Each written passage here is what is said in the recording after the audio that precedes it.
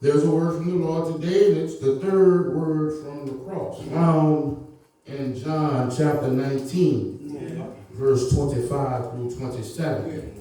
I will be reading it into your hearing from the New King James Version. So those of you following along, my version might read a little different from yours. And it says thus: Now there stood by the cross of Jesus his mother and his mother's sister, Mary, the wife of Cleophas, and Mary Magdalene. When Jesus therefore saw his mother and the disciple whom he loved standing by, he said to his mother, Woman, behold your son. Then he said to his disciple, Behold your mother. And from that hour, that disciple took her to his own house.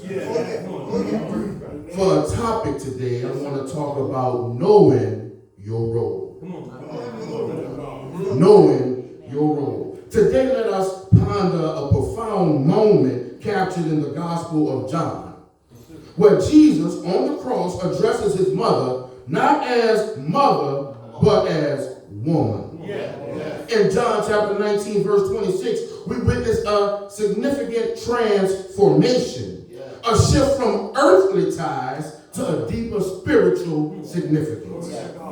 As Jesus endures the agony of crucifixion, his gaze falls upon his mother, Mary, and the beloved disciple. So speaking to Mary, he says, Woman, behold your son. And to the disciple, behold your mother. In this moment, amidst his own suffering, Jesus ensures Mary's care by entrusting her to his disciple. It's crucial to note that Jesus refers to Mary as woman, not to be disrespectful, but to be a symbolic gesture signifying the transcendence of earthly bonds. Through this act, he moves beyond being solely Mary's baby boy to becoming the savior of humanity. Let's talk about knowing your role. See, it had to be painful. It had to be painful. Jesus, his mother, she was standing at the foot of the cross, witnessing her son's crucifixion. So as a parent, the last thing that you want to see is your child in agony. Yet, here it is, bearing the burden of the crucifixion, we see that she is gazing upon her son. It has to be excruciating, not only because of the pain of watching your son endure such torment, but there was also a crowd of people shouting for the crucifixion.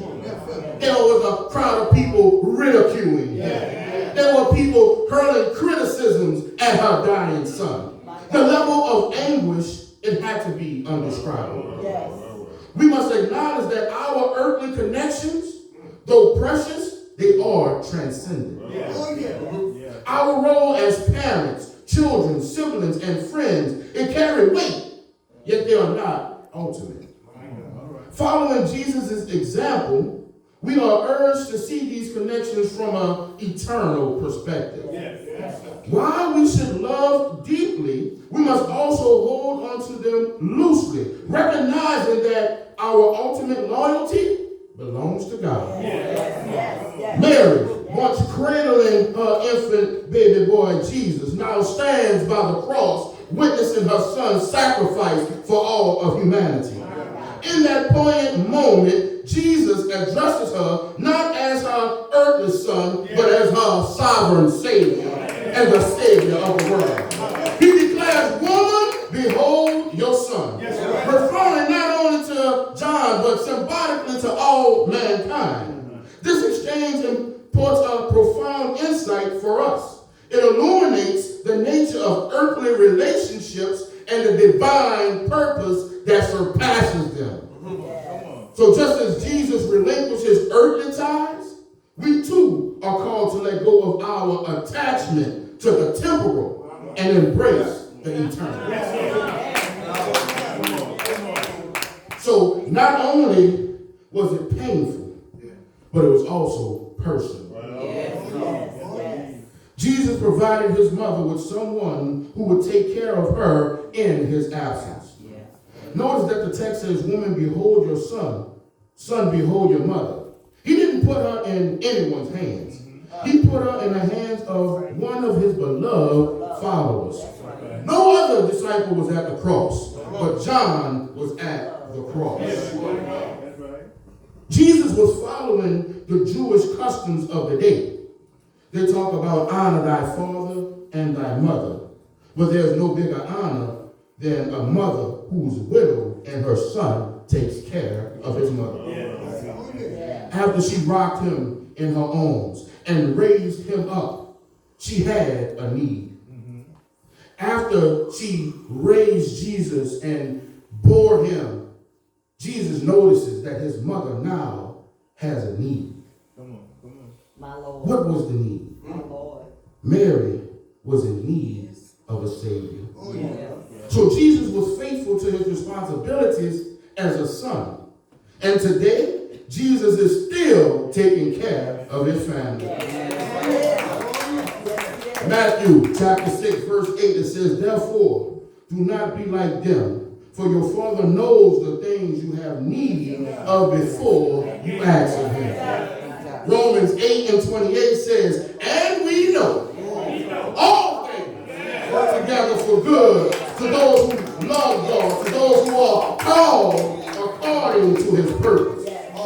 In our weakness, we don't know, but the Spirit intercedes for us. The Lord will provide what you need before you ask. Before you open your mouth, before you make a request, before you cry out to Jesus, there's a knock on the door. He saved your family. He saved your soul.